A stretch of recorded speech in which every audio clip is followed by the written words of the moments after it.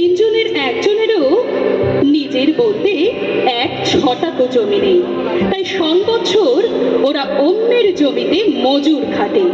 আর ডুবুরির কাজও একটু একটু জানে বলে গ্রামের কারো ইদারার মধ্যে ঘটি বাটি কি চাবির গোছা পড়ে গেলে ওরাই গিয়ে ইদারায় ডুব দিয়ে সেসব তুলে দেয়।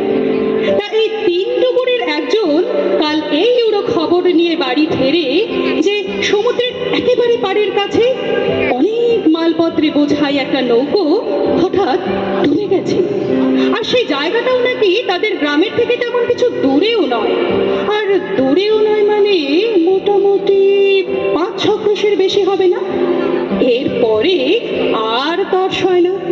রাতের খাওয়া শেষ করে অন্ধকার একটু জমাট বাঁধতেই ওরা যে যার ঝুলি নিয়ে পথে বেরিয়ে পড়ে।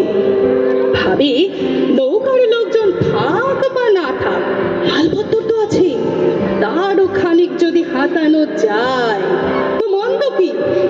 তা ওরা যখন সমুদ্রের ধারে এসে পৌঁছয় তখনও ভোর হয়নি, কিন্তু রাত্রি শেষের আঁধার কেটে যেতেই আকাশের তারাগুলি যখন একে একে নিভে যেতে থাকে আর সূর্যদেবের রক্তাভার ছোঁয়া লেগে এই পৃথিবীর অংশ হয়েও সমুদ্র যখন এক অপার্থিব সৌন্দর্যের প্রতিমূর্তি হয়ে ওদের চোখের সামনে এসে দাঁড়ায়, তখন আর ওদের মুখে কোনো কথাই সরে না।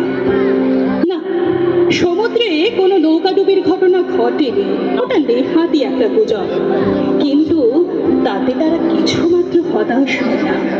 শিক্ষিত যুবক নবকুমারের মতন ওরা মুখে কিছু বলে না বটে, কিন্তু ওরাও ভাবে, আহা কি দেখিলাম, জন্ম জন্মান্তরেও ভুলিব না।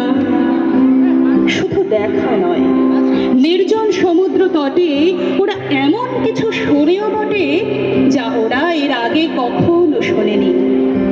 শোনে নিশান্তের হাওয়ায় উঠবে ঝাউ আর দেবদারু পাতার মর্মর ধ্বনি। শোনে পাহাড়িয়া যে শীর্ণ জলধারাটি সেখানে সমুদ্রে এসে পড়েছে তার তৃপ্ত কলস্বর। তিন ডুবুরির মনে আর কোনো আক্ষেপ থাকে না। বেলা বাড়ছে, রূপ সাগরে ডুব দিয়ে হৃষ্ট চিত্তে ওরা আবার ওদের বাড়ির পথে ফিরে যায়। নমস্কার, ধন্যবাদ।